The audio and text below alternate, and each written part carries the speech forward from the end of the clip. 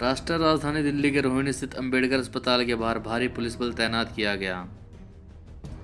Medical college के एक assistant professor के खिलाफ आज सोमवार को कई सामाजिक संगठनों ने विरोध प्रदर्शन किया। दरअसल असिस्टेंट प्रोफेसर पर 2 मेडिकल छात्राओं ने छेड़छाड़ का आरोप लगाया है। सुरक्षा व्यवस्था को लेकर पुलिस की ओर से मौके पर हर गतिविधि पर नजर रखी जा रही है। अंबेडकर अस्पताल के बाहर काफी संख्या में प्रदर्शनकारी महिलाएं असिस्टेंट प्रोफेसर के खिलाफ नारेबाजी करते हुए गिरफ्तारी की मांग कर रही हैं।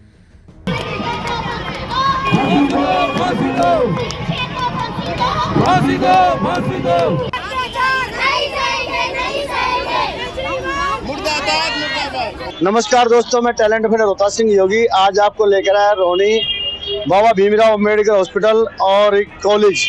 यहाँ नर्सिंग कॉलेज है और आज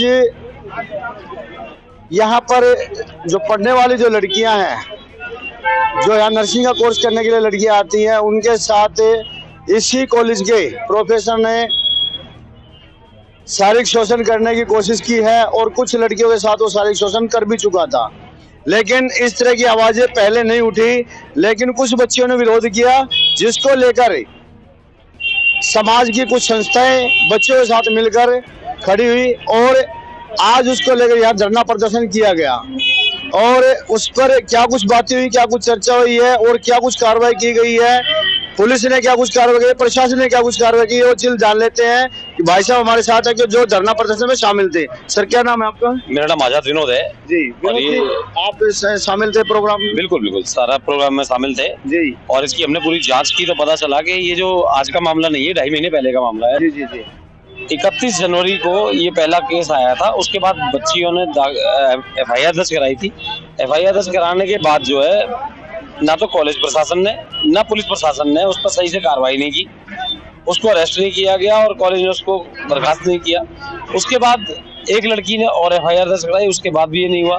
कहीं ना कहीं पुलिस ने जो ये इस मामले की अनदेखी की, उसका मनोबल बढ़ा और उसने और बच्चियों के साथ भी पता किया। मैं भी अंदर से ही आया हूँ, तो वो डबल मीनिंग्स में बातें करता था बच्चों के साथ। बच्चों के साथ डबल मीनिंग में बोलता था और इन्हीं सब चीजों को लेकर फिर ये बातें निकल के आई संगठनों के सामने, संस्थाओं के सामने आती जाए ये चीजें, और फिर संस्थाओं ने इन चीजों को आवाज उठाई और आज संस्थाएं यहाँ पर बहुत सारी इकट्ठी होकर काफी कुछ प्रोटेस्ट किए। यहाँ पर DCP साहब आए थे और उन्होंने हमें पूरा दिलासा दिया कि भाई हाँ हम कार्रवाई करेंगे, उसको अरेस्ट करेंगे और जो कॉलेज का प्रशासन है उसको जो सुनने में आया उसे सस्पेंड भी कर दिया है। सोचना यहाँ पर यह है कि आज भारत के अंदर अगर पुलिस प्रशासन उस समय ही कार्रवाई कर लेता तो और बच्चियों के साथ ये वह विचार नहीं हुआ होता। लेकिन यहाँ पर जो पुलिस की अनदेखी है उसको भी पहले तो प्रशासन को जो यहाँ जो कॉलेज का प्रशासन है पहले उसको करनी चाहिए। वही मैं कह रहा हूँ, सबकी जो अनदेखी थी कहीं ना कहीं उसका मनोबल बढ़ा गई और उसी वजह से और बच्चियों के साथ भी छेड़छाड़ की गई और इसीलिए आज यहाँ पर सारे हिंदू समाज के बच्चियों ने पहले बताया कि हमने जो है इसकी शिकायत जो है प्रिंसिपल को की थी। हाँ बिल्कुल, पहले उन्होंने प्रिंसिपल को दी, बोर्ड को दी। उन्होंने जब बोर्ड ने उस पर सही कार्रवाई नहीं की, जब जाकर लड़कियों ने मजबूरी में जाकर FIR दर्ज कराई है और उसके बाद जो है परिवार को धमकाया गया, डराया गया कि भाई तुम ऐसे कंप्लेंट वापस ले लो या हम तुम्हें फेल कर देंगे। ऐसी कुछ धमकियां दी गई जिसकी वजह से जो आंदोलन इतने दिन बाद खिंचा, लेकिन कहीं ना कहीं वो प्रताड़ना बढ़ती चली गई और एक दिन जो बर्दाश्त की हद थी उन बच्चों की और परिवार की वो टूटी और उन्होंने इस आंदोलन में आज अपनी सहभागिता भी निभाई थी। चलिए अब जो है उसको सस्पेंड कर दिया गया है। आप लोगों की क्या मांग है? नहीं, अरेस्ट होना चाहिए, सस्पेंड से बात थोड़ा बनती है। वो अरेस्ट होना चाहिए, उसके खिलाफ सबसे सख्त कार्रवाई ऐसी होनी चाहिए जिससे कि और भी टीचरों को, देखिए टीचर एक पिता के से समान होता है, एक मार्गदर्शक होता है, एक जीवन का रक्षक होता है और जब वही ऐसे कृत्य करेगा तो फिर किससे आप उम्मीद करेंगे। तो जब टीचर ऐसे होंगे तो इसीलिए जो है ऐसे लोगों को तो खासकर ज्यादा से ज्यादा कड़ी सजा देनी चाहिए जो शोषण करते हैं अपने स्टूडेंटों का।